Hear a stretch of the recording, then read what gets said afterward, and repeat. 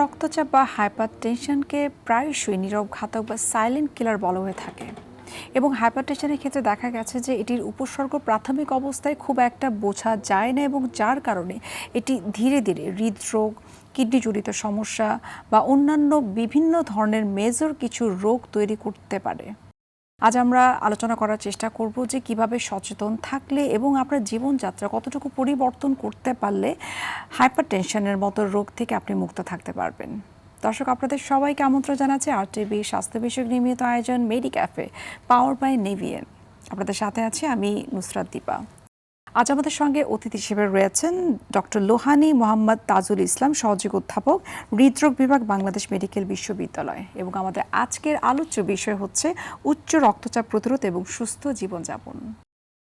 Sir, আপনাকে স্বাগত জানাচ্ছি আমাদের আজকের অনুষ্ঠানে।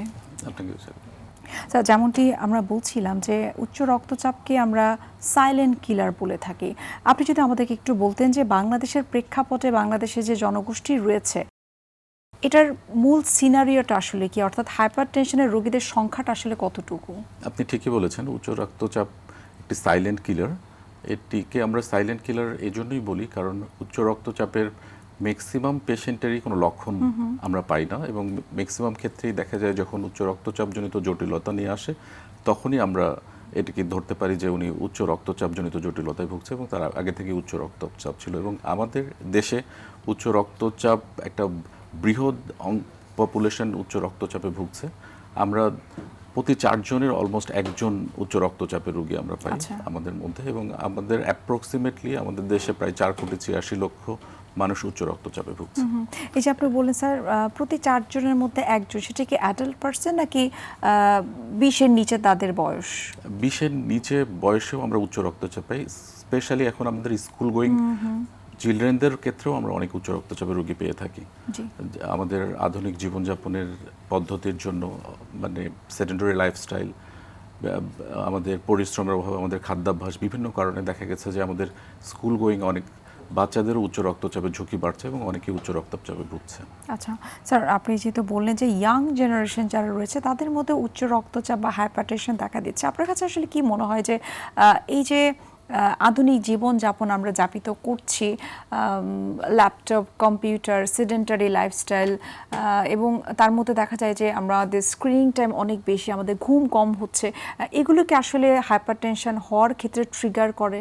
উচ্চ রক্তচাপের যেটা আমরা বলি যে ম্যাক্সিমাম ক্ষেত্রেই কোনো কারণ খুঁজে পাওয়া যায় না, তবে বিশেষ কিছু ক্ষেত্রে অনেক কিছুই উচ্চ রক্তচাপকে ট্রিগার আপ করে। যেমন আমরা যদি পরিশ্রম কম করি, আমরা যদি অধিক লবণযুক্ত খাবার, যেমন ফাস্ট ফুড, আমরা প্রচুর ফাস্ট ফুড খাই, তারপরে আমরা যদি ধূমপান করি, অ্যালকোহল কনজামশন করা হয়, ঘুম কম হয়, আমাদের এখনকার যে স্ক্রিন টাইমের জন্য প্রচুর আমাদের ঘুমের সমস্যা দেখা যায়, ঘুম কম হয়, এবং আমরা যদি খুব স্ট্রেসফুল লাইফ লিড করি, এগুলো সবগুলোই উচ্চ রক্তচাপের ঝুঁকি বাড়ায়। ইয়াং জেনারেশনের কথা তো আমরা জানলাম, তাদের মধ্যে একটা বিষয়ে কাজ করে যে পরিবারে বাবা মা দাদা দাদি তাদের মধ্যে দেখা গেছে যে হাইপারটেনশন ছিল এবং তাদের মধ্যেও কাজ করে থাকে যে এখন যেহেতু আমার হাইপারটেনশন হয়েছে সুতরাং এটা আমার নিজের জন্য না, বংশগত কারণে আমার মধ্যে সেটি হয়েছে। সো এই জায়গাটায় তাদের মধ্যে একটা নেগলিজেন্সি কাজ করে থাকে।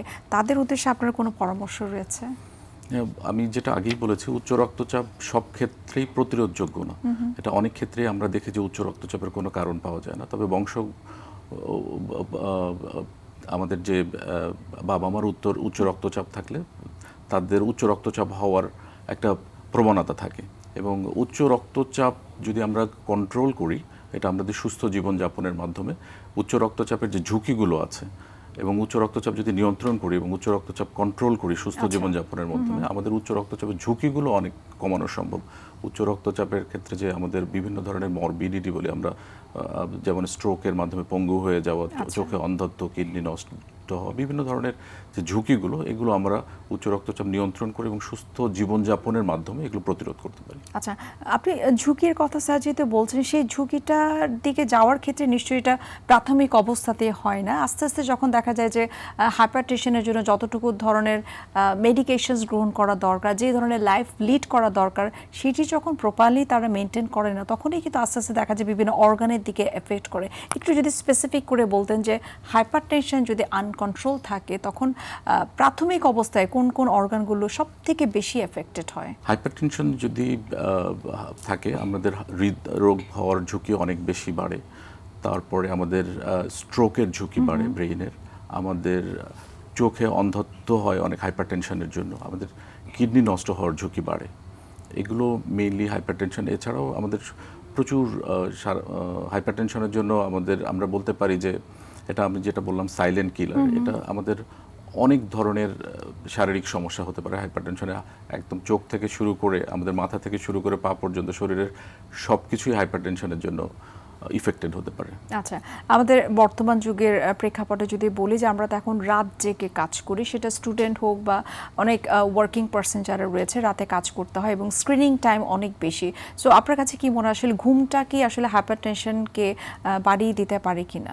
অনেকে মনে করে যে আমি রাতে ঘুমাচ্ছি না কিন্তু দিনের বেলায় সেটাকে আমি পুষিয়ে নিচ্ছি, কিন্তু রাতের সেই কোয়ালিটি ঘুমটাকে আসলে দিনের বেলায় ঘুমিয়ে পোষানো সম্ভব কিনা? না, আমাদের আসলে আমরা যেটা বলি যে আমাদের শরীরে কিছু হরমোনাল ব্যালেন্স থাকে। এটা ধরেন রাতে ঘুমালে আমাদের যেই ব্যালেন্সটা হয়, আপনি যদি রাতে নির্ঘুম কাটিয়ে দিনে ঘুমান সেই ব্যালেন্সটা নষ্ট হয়ে যায়। তো এই হরমোনাল আমরা যেটাকে আসলে বলে থাকি যে বায়োলজিক্যাল ক্লক অনুযায়ী ঘুমাতে হবে, যে রাতের ঘুম রাতেই ঘুমাতে হবে। আমরা যদি ঘুমের ব্যাঘাত হয়, আমরা রাতের ঘুমটা দিনে ঘুমাই, আমাদের এই বায়োলজিক্যাল ক্লকটা নষ্ট হয়ে যায়, আমাদের বডির যে হরমোনাল ব্যালেন্সটা নষ্ট হয়ে যায়, যেটি উচ্চ রক্তচাপ বৃদ্ধিতে ভূমিকা রাখে। আচ্ছা, যেটা বলছিলাম যে অনেক পরিবারে আছে যে বাবা মা বা দাদা দাদি তাদের পরিবারে তাদের হাইপারটেনশন রয়েছে, তো তাদের ক্ষেত্রে তাদের যে নেক্সট জেনারেশন তাদের জন্য হাইপারটেনশনটা না হয় বা হলেও তারা যেন সেটাকে প্রিভেন্ট করতে পারে, সেটার জন্য আসলে কি কি বিষয় তাদের মেনটেন করা উচিত এবং কত বছর বয়স থেকে সেই স্ক্রিনিং প্রোগ্রামের আওতায় আসলে তারা সেই হাইপারটেনশন হওয়া থেকে নিজেদেরকে মুক্ত রাখতে পারবে? আমরা যেটা আপনাকে আগেই বলেছি যে মানে হাইপারটেনশন যদি বাবা মার থাকে, বাচ্চাদের হাইপারটেনশন হওয়ার প্রবণতা থাকে, অনেক বেশি থাকে প্রবণতা। তো এই হাইপারটেনশন হলে আমরা যেটা করি, হাইপারটেনশন নিয়ন্ত্রণে রাখি এবং হাইপারটেনশনের যে কমপ্লিকেশনগুলো এগুলো যাতে না হয় এই ব্যবস্থা করি, এবং এটার জন্য আমাদের সুস্থ জীবনযাপন করতে হবে। এবং আমরা কিছু কিছু ক্ষেত্রে আমরা এক্ষেত্রে আমরা পরামর্শ দিয়ে থাকি, যেমন যাদের বাবা মার হাইপারটেনশন আছে তাদেরকে আমরা বলি যে আপনি রেগুলার মানে হাইপারটেনশন চেক করতে হবে, কারণ দেখা যায় অনেকেরই হাইপারটেনশন থাকে এবং যেগুলো শরীরের ভিতরে বিভিন্ন ধরনের ক্ষতি করতে থাকে, কিন্তু আমরা একদম একটা ক্ষতি হওয়ার আগ পর্যন্ত বুঝতে পারি না। যে যেমন একটা স্ট্রোক নিয়ে আসলো তখন আমরা বুঝি যে তার আগে থেকে হাইপারটেনশন ছিল। তো এই ঝুঁকিগুলো যখন এই হওয়ার আগে আমরা বোঝার জন্য আমাদের রেগুলার ব্লাড প্রেশারটা চেক করতে হবে। সেকেন্ড যেটা হচ্ছে আমাদের যে আমরা এখন যেটা আপনি বললেন যে স্ক্রিন টাইম অনেক বেশি, আমরা অনেক বেশি সেডেন্টারি হয়ে গিয়েছে, আমাদের পরিশ্রমের অভাব, আমাদের রেগুলার এক্সারসাইজ করতে হবে। রেগুলার মিনিমাম 30 মিনিট, আমরা বলি যে রেগুলার মিনিমাম 30 মিনিট, সপ্তাহে অ্যাটলিস্ট 5 দিন আপনাকে অবশ্যই হাঁটতে হবে। থার্ড হচ্ছে আমাদের খাদ্যাভ্যাসে পরিবর্তন করতে হবে। আমরা যে প্রচুর যে ফ্যাটি ফুড খাচ্ছি, প্রচুর জাঙ্ক ফুড খাচ্ছি, আমরা প্রচুর লবণযুক্ত খাচ্ছি, সল্ট থাকে সেই খাবারগুলোতে, এগুলো অবশ্যই পরিহার করতে হবে এবং আমাদের ফ্রুট ভেজিটেবল এগুলো বেশি করে খেতে হবে। এবং যে ফ্রুটস থাকে স্পেশালি পটাশিয়াম কন্টেইনিং ফুড, যেমন আমাদের সিম্পল যে উদাহরণ কলা, এগুলো আমাদের হাইপারটেনশন অনেক কমিয়ে দিতে পারে। থার্ড হচ্ছে আমাদের ওজন নিয়ন্ত্রণ করতে হবে।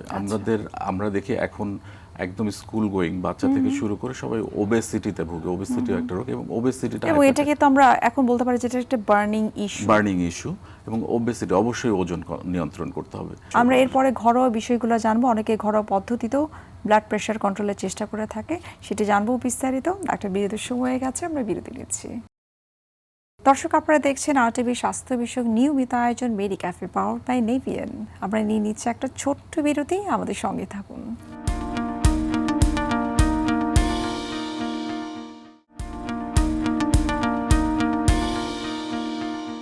ফিরে আসলাম বিরতি থেকে। আপনাদেরকে আরও একবার স্বাগত জানাচ্ছি RTV স্বাস্থ্য বিষয়ক নিয়মিত আয়োজন মেডি ক্যাফে পাওয়ার্ড বাই নেভিয়ান। আপনাকে এই বিরতির আগে বলছিলাম যে আমরা একটু ঘরোয়া পদ্ধতির কথা জানতে চাই, যেটা মহিলারা অধিকাংশ ক্ষেত্রে করে থাকে। যে প্রেশার বেড়ে গেল, তারা হয়তো তেঁতুলের পানি অথবা একটু লেবু পানি খেয়ে ফেললো। এই বিষয়টাকে আপনি কিভাবে দেখছেন, যে এগুলোকে আসলেই সায়েন্টিফিক্যালি প্রুভেন কিনা যে এগুলো প্রেশারকে কন্ট্রোল করে? আমরা আসলে আমাদের কাছে প্রচুর পেশেন্ট আসে, স্পেশালি ফিমেল পেশেন্ট, যারা হঠাৎ করে মনে করে যে আমার এখন প্রেশার অনেক বেড়ে গিয়েছে, জি।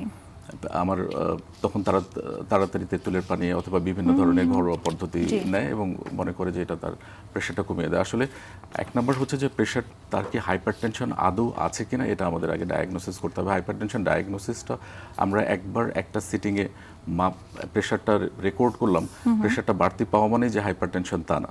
আচ্ছা। হাইপারটেনশন আপনার হচ্ছে, আমরা যেটা বলি যেমন খুব কাম অ্যান্ড কোয়াইট একটা রুমের মধ্যে আপনি মিনিমাম হাফ অ্যান আওয়ার যদি আপনি রেস্ট নিয়ে তারপরে আমরা ইউজুয়ালি দেখা যায় যে কোনো ধরনের স্ট্রেস না থাকা অবস্থায় রিপিটেডলি মাপার পরে যদি প্রতিবারই আমরা প্রেশার বেশি পাই, সেটাকে আমরা হাইপারটেনশন বলি। আপনি একবার মাপলেন, দেখলেন প্রেশার বেশি হয়ে গিয়েছে, তো এটাই হাইপারটেনশন। আমাদের অনেকেই আছে যে কোনো কারণে স্ট্রেসে ছিল অথবা কোনো কিছুর জন্য হঠাৎ করে একটু প্রেশার বাড়তি পেয়েছে, সে মানে এই মেজারগুলো নিচ্ছে এবং কিছুক্ষণ পর দেখা যাচ্ছে প্রেশার কমে যাচ্ছে। এটা আসলে যেটাকে আমরা বলে থাকি মনে হয় ওকেশনাল হাইপারটেনশন। এটাকে আমরা হাইপারটেনশন বলি না আসলে। এবং আপনার এই যে তেঁতুলের মানে যে আমরা বলি তেঁতুল খাওয়া বা অন্য যে টক খাওয়া, এগুলো লং টার্ম ভিটামিন সি অবশ্যই শরীরের জন্য উপকারী এবং এটা একটা অ্যান্টিঅক্সিডেন্ট।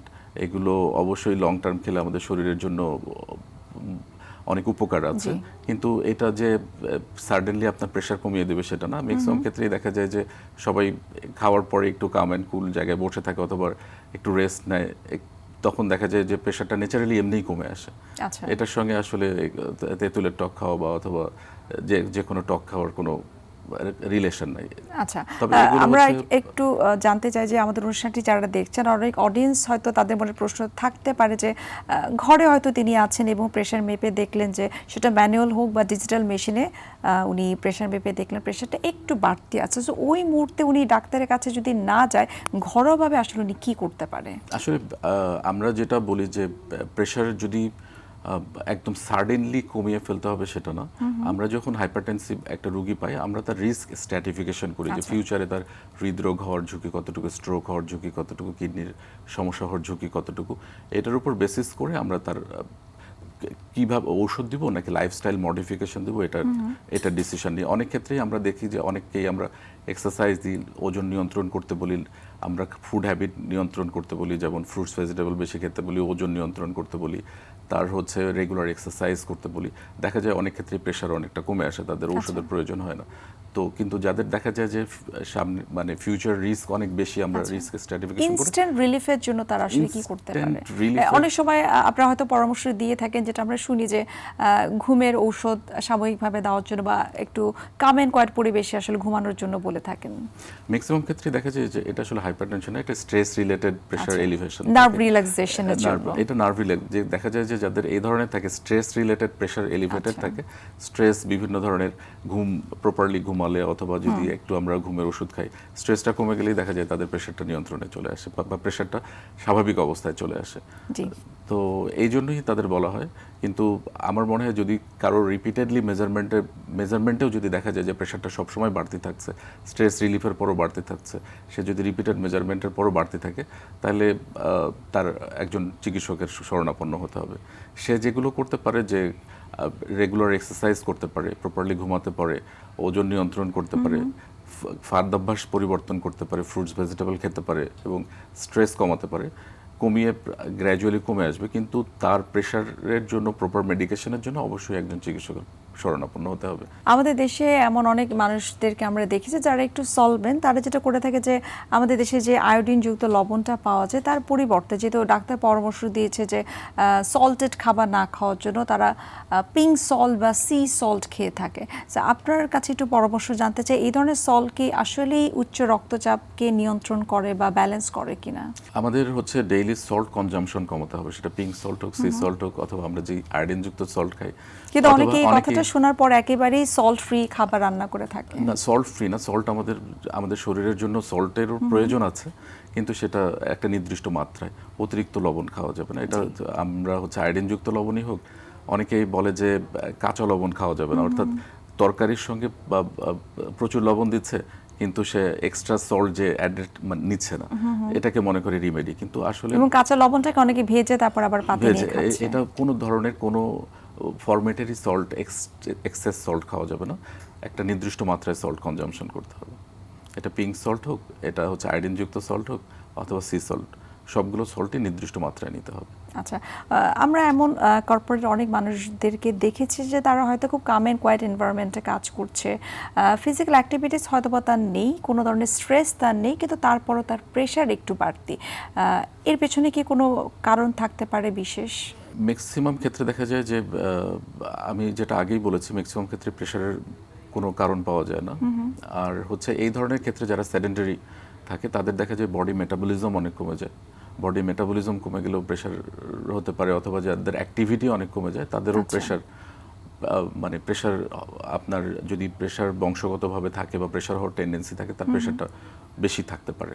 আচ্ছা, এই যে আপনি বলছিলেন প্রথম দিকে যে বাংলাদেশের সিনারিওটা হচ্ছে বাংলাদেশের প্রায় 4,30,00,000 মতো রোগী রয়েছেন যাদের হাইপারটেনশন রয়েছে, সুতরাং সংখ্যাটা কিন্তু আমরা এক্সপেক্ট করতেই পারি দিন দিন বৃদ্ধি পাচ্ছে যদি আমরা সচেতন না হই।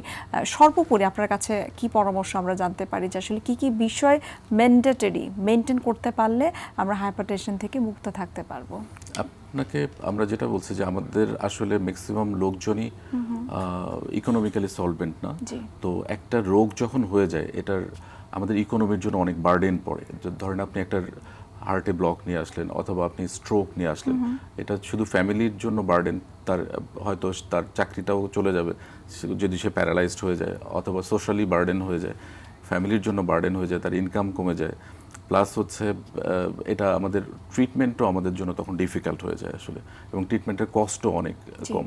কাজে আমাদের এই রোগগুলোকে প্রিভেন্ট করতে হবে, এবং প্রিভেনশনের জন্য অবশ্যই উচ্চ রক্তচাপ নিয়ন্ত্রণে রাখতে হবে। এবং নিয়ন্ত্রণে রাখার জন্য হয়তো সব ক্ষেত্রে সম্পূর্ণভাবে প্রিভেন্ট করা যায় না, কিন্তু উচ্চ রক্তচাপ নিয়ন্ত্রণ করতে পারলে আমরা এই রোগগুলো প্রিভেন্ট করতে পারি। এটা একই সঙ্গে আমাদের সোসাইটি এবং আমাদের ইকোনমি এবং একজন রোগীর জন্য এটা অনেক উপকারী হয়। উচ্চ রক্তচাপ নিয়ন্ত্রণ করে, এবং এই নিয়ন্ত্রণের জন্য আমি আগে যেটা বলেছি, অবশ্যই রেগুলার এক্সারসাইজ করতে হবে, আমাদের খাদ্যাভ্যাস পরিবর্তন করতে হবে। আমরা যে এখন সেডেন্টারি হয়ে পড়ছি দিন দিন, এগুলো পরিহার করে আমাদের রেগুলার, অবশ্যই আমি যেটা আবার বলছি যে এক্সারসাইজ, বারবারই বলছি এক্সারসাইজের গুরুত্ব অনেক। সেডেন্টারি লাইফ কখনোই লিড করা যাবে না। খাদ্যাভ্যাস পরিবর্তন করতে হবে, অ্যাডেড সল্ট এবং যেই খাবারগুলোতে অতিরিক্ত লবণ আছে এগুলো খাওয়া যাবে না। ফ্রুটস, ভেজিটেবল খেতে হবে। আমাদের হচ্ছে ওজন নিয়ন্ত্রণ করতে হবে, প্রপারলি ঘুমাতে হবে, এবং স্ট্রেস কমাতে হবে। এবং সেই সাথে মেডিসিনের কথাও বলছিলেন, যেটি সবথেকে গুরুত্বপূর্ণ। এবং এগুলোর পরও যখন আমরা দেখি যে রক্তচাপ কন্ট্রোল হচ্ছে না, তখন আমরা মেডিসিন। আমার মনে হয় এই বিষয়গুলো আমরা শহরাঞ্চলের মানুষ যারা রয়েছে তারা হয়তো মেসেজগুলো জানতে পারছে, কিন্তু জেলা উপজেলা পর্যায়ে অনেক ক্ষেত্রে মেসেজগুলো পৌঁছায় না। সেই ব্যবস্থাও কিন্তু আমাদেরকে করতে হবে সামাজিক ভাবে, আমাদের এটাও কিন্তু অনেক বড় একটা দায়িত্ব। অবশ্যই অ্যাওয়ারনেস, আমরা হচ্ছে যে রোগ হওয়ার চেয়ে রোগ প্রতিরোধ করা খুবই গুরুত্বপূর্ণ, এবং মানুষের মধ্যে অবশ্যই স্কুল কলেজ থেকে হেলথ এডুকেশন এবং অ্যাওয়ারনেসটা আমাদের ডেভেলপ করতে হবে অবশ্যই। স্যার, অনুষ্ঠান একেবারে শেষ পর্যায়ে চলে এসেছে। আমার মনে হয় যে উচ্চ রক্তচাপকে আমরা কিভাবে আসলে প্রিভেন্ট করতে পারি, কেন হতে পারে, সেই বিষয়গুলো নিয়ে আপনি একদম বিস্তারিতভাবে খুব সহজভাবে আমাদেরকে বলে বুঝেছেন। আশা করি আমাদের অডিয়েন্স অনেকটাই উপকৃত হবে।